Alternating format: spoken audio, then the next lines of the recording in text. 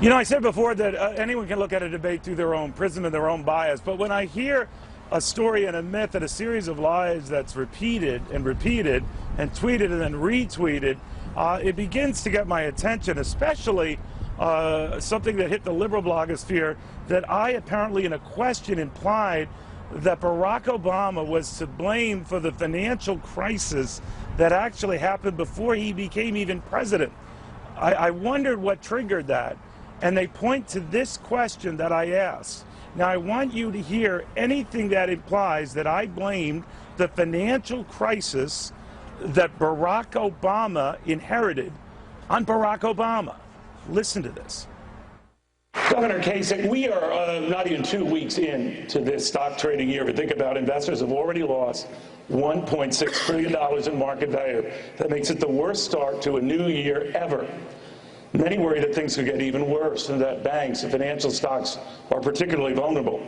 Now, if this escalates like it did back when Barack Obama first assumed the presidency, what actions would you take if the same thing happens all over again, just as, in this example, you are taking over the presidency?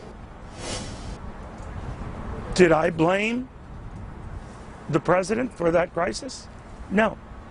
What I was saying was that we're starting this year out with a huge market sell-off, much as we were looking at the middle of a meltdown in the last year of the Bush administration, that Senator Barack Obama, once elected president, would be inheriting, taking over when he was inaugurated president. My point was then, and distress now, that he would be taking over as president in the middle of what would be a market meltdown, not of his doing. I wasn't blaming it on him.